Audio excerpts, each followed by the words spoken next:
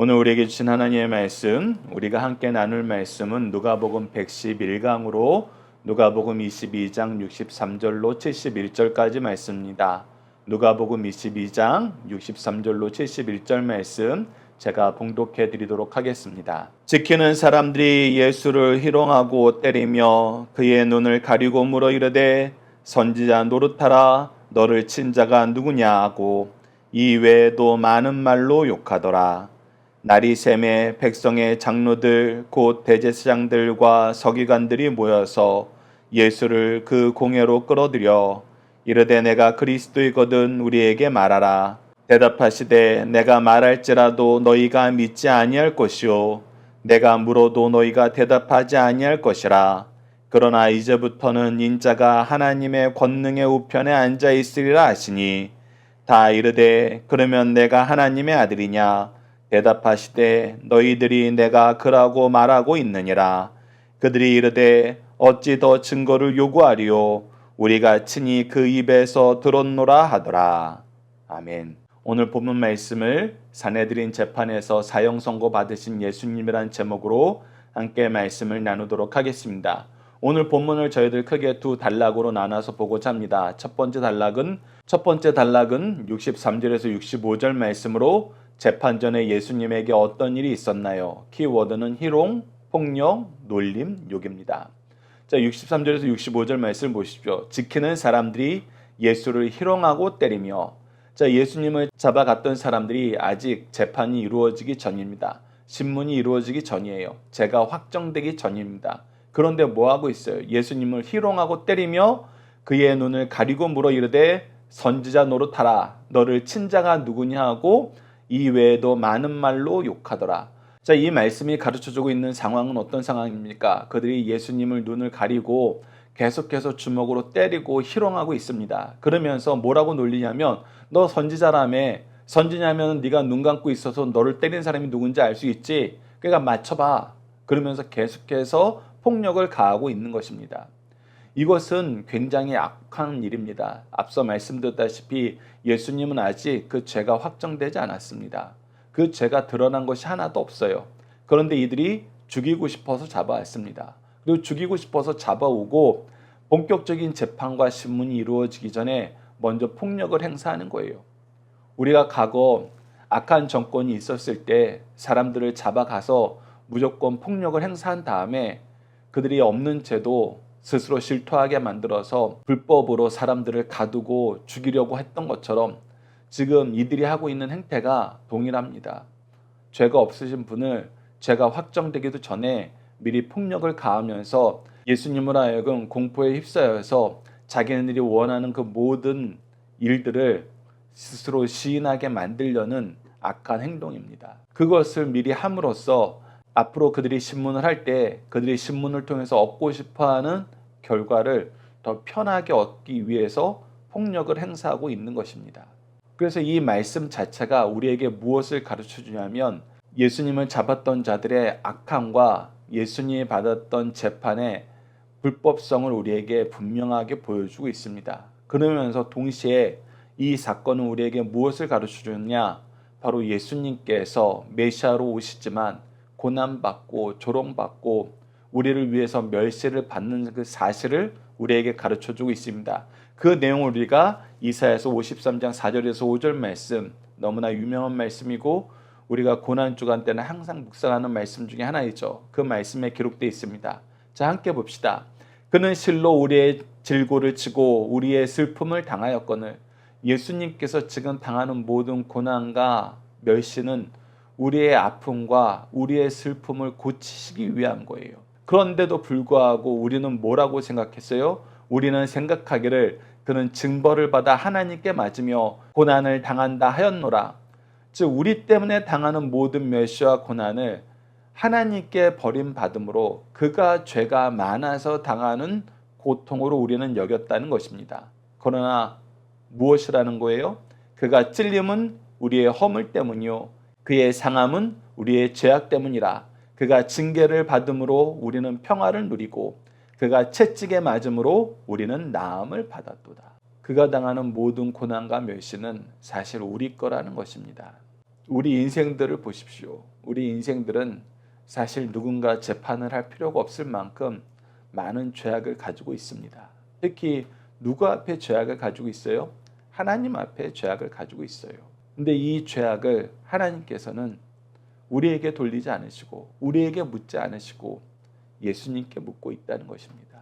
그래서 예수님이 이 불법한 재판, 이 폭력적인 언동에 대해서 묵묵히 다 받아 넘기시는 것은 무엇 때문이라고요? 우리가 받아야 될 고난을, 우리가 받아야 될 멸시를, 우리가 받아야 될 징계를 예수님이 감당하고 있다는 것입니다. 이랬을 때 우리는 무엇을 보게 되냐면 예수님께 폭력을 가하고 멸시를 하는 이 주체에 대한 증오와 이들에 대한 멸시보다, 이들에 대한 판단보다 우리 죄를 대신하여 지고 가시는 예수 그리스도의 사랑과 그의 자비하심과 그의 긍휼하심과 그의 온유하심을 우리가 주목하여 보게 된다는 것입니다. 그리고 미리 말씀드리고 자주 반복해서 말씀드리는 거지만 예수님께서 우리에게 십자가를 지고 나를 따르라 하신 말씀은 예수님께서 우리를 대신해서 이 멸시와 고난과 죽으심을 당하셨던 것처럼 우리도 우리에게 맡긴 영혼들을 위해서 고난과 멸시와 죽기까지 예수 그리스도의 사랑으로 사랑할 수 있다면 그것이 그리스도의 길이고 그것이 하나님이 가장 기뻐하시는 길이라는 거 우리가 항상 기억하면서 말씀을 봤으면 합니다. 자, 두 번째 단락을 봅시다. 두 번째 단락은 66절에서 71절로 유대 지도자들이 예수께서 그리스도이신지 묻는 이유는 무엇입니까? 키워드는 고발, 사형, 신성모독, 하나님 우편입니다. 자, 우리가 이 말씀을 볼 때 비교하여서 볼 수 있는 말씀이 요한복음 9장입니다. 참 요한복음 9장은 참으로 놀라운 말씀이에요. 왜 그러냐면 예수에 대해서 바리새인들이 서로 토론을 하는데 예수님은 있지 않고 예수님께 고침을 받은 나면서부터 소경되었던 한 청년이 있어요. 그리고 그 사람에게 너를 고쳐준 이 사람에 대해서 무엇이라고 생각하느냐라고 얘기했을 때 그가 처음에는 어떤 사람이라고 대답했다가 이 바리새인들이 말씀을 가지고 토론하는 걸 듣다 보니까 그가 선지자였고 더 나아가서는 그가 메시아였어요. 메시아 외에는 할 수 없는 일이에요. 하나님께로부터 보내심을 받은 자 외에는 할 수 없는 일을 했던 것이 너무나 분명한 거예요. 그래서 그 사람이 의아하게 물어봅니다. 당신들 나에게 자꾸 내 눈을 고쳐준 사람에게 묻는 이유가 무엇이냐? 그를 믿기 위해서냐? 라고 물어봤을 때 그들이 화를 냅니다. 즉 그들이 토론했던 것은 믿기 위해서가 아니라 죽이기 위해서, 정죄하기 위해서 그가 그리스도인가 아닌가를 토론했던 거예요. 근데 오직 그 말을 듣는 이 나면서부터 소경되었던 사람만 말씀을 통한 토론을 들으니까 믿게 되었어요. 오늘 본문 말씀도 그 맥락이 동일하다는 것입니다. 이들이 말씀으로 검증하고 말씀을 토대로 재판을 하는 사내들인 공의의 재판정인데 그리스도를 믿기 위해서 재판하는 것이 아니라 그리스도를 죽이기 위해서 재판을 해요. 그래서 이들이 그리스도인지 묻는 이유는 죽이기 위한 것입니다. 이것이 하나님이 우리에게 주신 은혜를 우리에게 주신 직분을 가장 잘못 사용하는 모습이라는 거 우리가 기억하셔야 됩니다. 그래서 우리도 이 실수에 빠지면 안 돼요.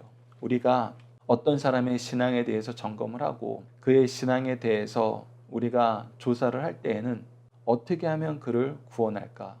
어떻게 하면 그를 바른 길로 인도할까? 사실 이 부분을 염두에 두고 우리가 연구하고 그 사람과 질문을 주고받아야 되는데 안타깝게도 우리가 질문을 주고받는 대부분의 경우는 그를 믿음으로 이끌기 위한 경우가 아니라 그를 징계하기 위해서 벌어지는 경우가 많아요. 물론 징계하기 위해서 벌어지는 경우도 있습니다. 있지만 더 먼저 선행되고 더 자주 열려야 되는 것은 무엇이냐면 그 사람의 믿음을 온전한 길로 인도하기 위해서 그의 영혼을 사랑하고 돕기 위해서 우리가 질문을 주고받는 시간이 있어야 돼요. 그래서 이 부분도 유대 지도자들과 예수님이 명확하게 차이를 보여주고 있습니다. 예수님이 질문을 주시고 그 대답을 듣고 다시 가르침을 주실 때에는 믿음을 향상시키기 위한 거였어요. 예수 그리스도에 대한 바른 신앙을 가지게 하시기 위한 거였습니다. 그래서 악한 자들에 대해서 경계를 하고 권면을 할 때에도 항상 무엇이었어요? 회개를 촉구하는 거였어요. 그런데 하나님이 세우신 가장 좋은 직분을 맡고 하나님이 세우신 가장 높은 의결기구인 이 사내들인 공회에서는 예수님을 죽이기로 작정하고 죽일 핑계를 찾기 위해서 신문하고 있습니다. 우리가 이것이 얼마나 악하고 안타까운 것인지 기억하면서 우리들에게는 이런 일이 없으면 합니다. 우리 교회는 이런 일이 되도록이면 없고 하나님의 은혜로 하나님의 의로운 길로 인도하기 위한 연구하면서 권면하면서 사랑하기 위한 회의가 많았으면 합니다. 자, 그런 배경으로 우리가 오늘 말씀을 봅시다. 66절입니다. 날이 새매 백성의 장로들 곧 대제사장들과 서기관들이 모여서 예수를 그 공회에 끌어들여, 자, 공회에 끌어들이기 전에 무엇을 했어요? 이미 압달락에서 방한 것처럼 폭력을 가해서 그가 공포에 떨어져 자기네들이 원하는 답을 만들려고 했어요. 그러나 그 의도는 실패되었다는 것을 우리가 오늘 본문 말씀을 통해서 이 두 번째 단락을 통해서 확인하게 됩니다. 67절을 보시죠. 이르시되 내가 그리스도이거든 우리에게 말하라. 뭐라는 겁니다. 너 그리스도라고 대답만 해. 그 대답을 하면 우리가 알아서 죄목을 만들어서 너 사형시킬 거야. 바로 이 얘기하는 거예요. 그 단어만 얘기해. 다른 거 얘기할 필요 없어. 이거 얼마나 악한 것입니까? 얼마나 잔인한 거예요. 이 잔인하고 악한 일을 종교 지도자들이 하고 있는 것입니다. 그러자 그것을 아시는 예수님께서 어떻게 해요? 그 폭력과 멸시와 조롱을 당했지만 공포에 위축되지 않았습니다. 진리를 아시는 예수님은 우리를 위해서 기꺼이 그 길을 가시기 때문에 위축되지 않고 다시 진리를 선포합니다. 그리고 그들의 악함을 지적하세요. 내가 말할지라도 너희가 믿지 아니할 것이요 내가 물어도 너희가 대답하지 아니할 것이라. 내가 올바른 얘기를 해도 너희들 믿지 않을 거잖아. 너희들이 믿고 싶어서 믿으려고 나에게 물어보는 것이 아니라 너희들이 악한 계략을 이루려고 너희들이 나에게 물은 것이고, 그렇기 때문에 내가 너희들에게 올바른 질문을 가지고 너희들을 반대로 신문하다 해도 너희들 그거에 동참하지 않을 거잖아. 그거에 순복하지 않을 거잖아. 즉 하나님의 권위에 순종하고 하나님의 말씀으로 얘기해도 너희들 믿지 않을 거잖아. 그런데 이 재판이 어떤 재판이에요? 하나님의 말씀으로 이루어지는 재판이에요. 하나님의 기준을 충족시키는가 아닌가를 확인하는 재판이에요. 그런데도 불구하고 이들은 하나님 말씀에서 떠나 있다는 것을 예수님께서 분명하게 얘기해 준 겁니다. 그러면서 선언하세요. 69절입니다. 그러나 이제부터는 인자가 하나님의 권능의 우편에 앉아 있으리라 하시니, 그러나 너희들이 하는 모든 것이 하나님의 권능의 우편에 앉은 예수 그리스도의 보좌 앞에서 심판받는 내용이라는 것을 너희들 기억해라. 너희들이 지금 누구 앞에 있는지, 누구의 권세로 이 자리에 있는지, 누구의 권위로 이 재판을 하고 있는지 너희들이 깨닫지 못하면 너희들이 너희 것이라고 여겼던 그 권위와 권세, 하나님의 권위와 권세 앞에서 너희들이 심판을 받게 될 것이다. 미리 얘기하시는 거예요.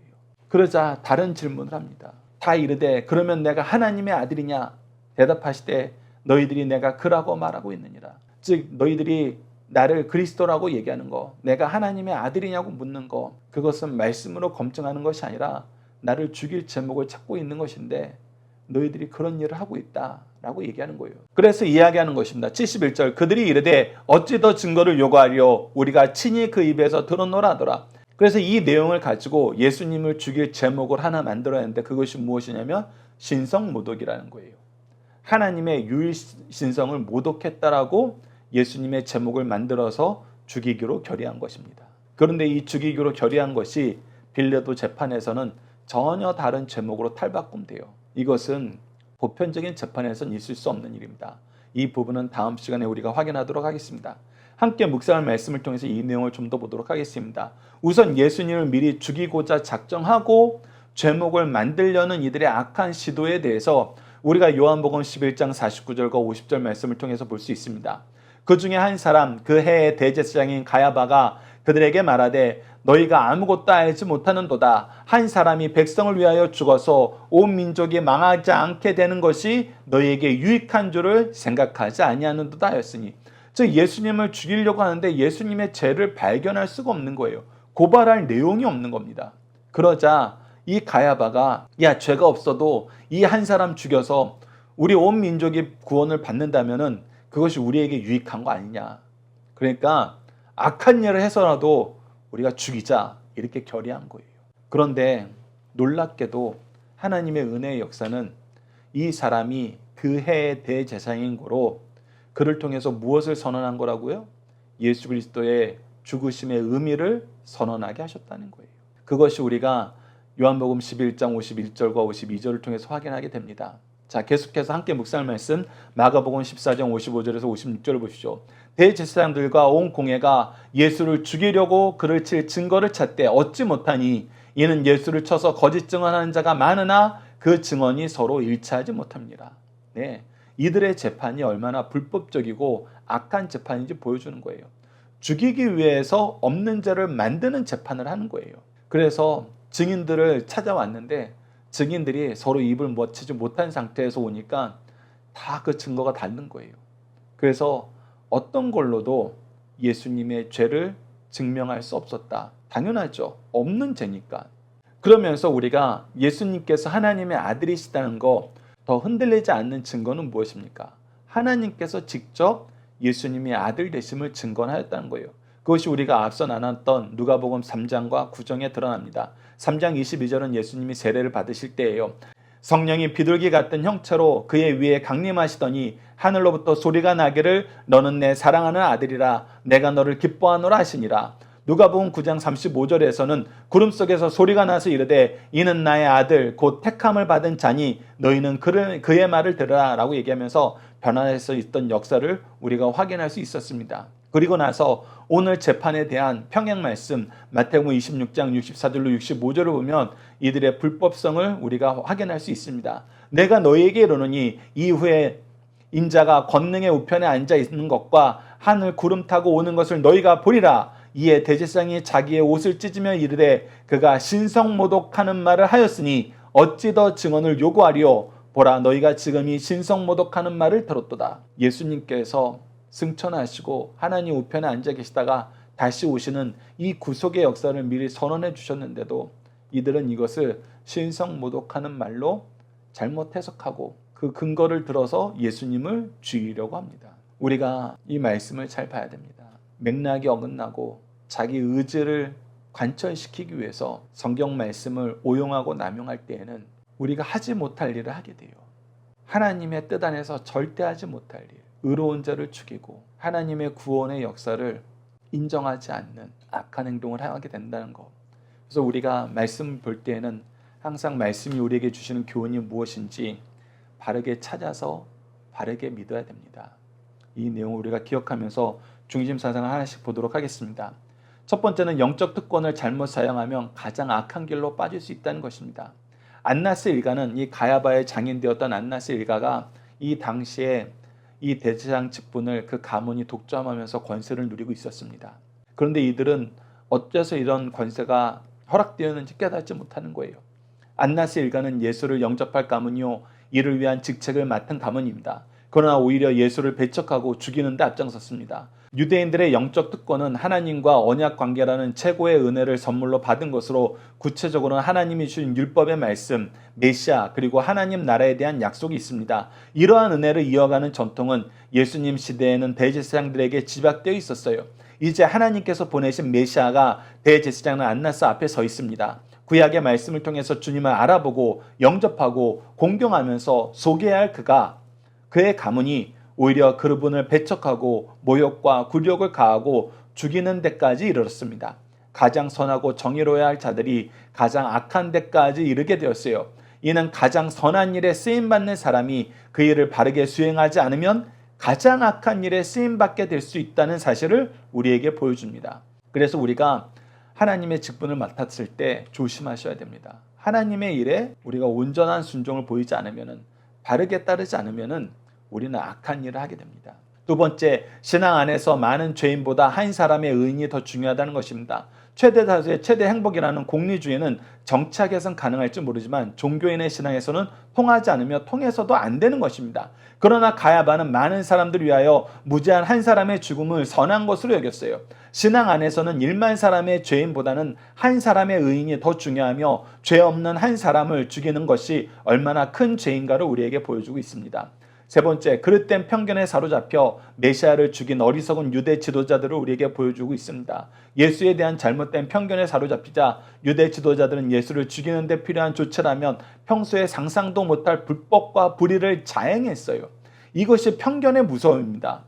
율법을 무시한 불법한 결석재판, 불법한 재판 진행 절차, 예수를 체포하여 사형을 확정하고 빌라도에게 넘기기까지 모든 과정에서 율법에 따라 바르게 행하진 것이 하나도 없습니다. 모든 불법을 행한 것이에요. 본문 말씀은 우리에게 늘 말씀과 성령의 감화와 감동 속에서 자신을 객관화시켜 말과 행동을 검증하면서 살 것을 강력하게 가르쳐 줍니다. 우리 스스로가 먼저 말씀 앞에 무릎 꿇어야 됩니다. 자녀들과 함께하는 기도 훈련 내용으로 함께 기도하도록 하겠습니다. 사랑과 긍휼하심이 한이 없으신 하나님, 우리를 의로운 길로 인도하시기 위해 복음의 말씀과 기도로 인도하시고 우리의 죄를 대속하시기 위해 고난과 멸시와 죽음의 길을 가심을 감사합니다. 하나님의 의로운 역사를 보고 이를 기뻐하고 감사하기보다는 우리의 이익을 위해서 때로는 거부하고 욕하고 고발하며 악을 행하면서도 깨닫지 못함을 용서해 주소서. 우리가 영적으로 깨어있게 하시고 이를 위해 우리에게 허락하신 교회와 믿음의 스승들을 귀히 여기게 하시고 하나님의 뜻을 깨닫고 순종하며 아버지의 뜻을 이루는 삶을 살도록 도와주소서. 예수님 이름으로 기도드립니다. 아멘.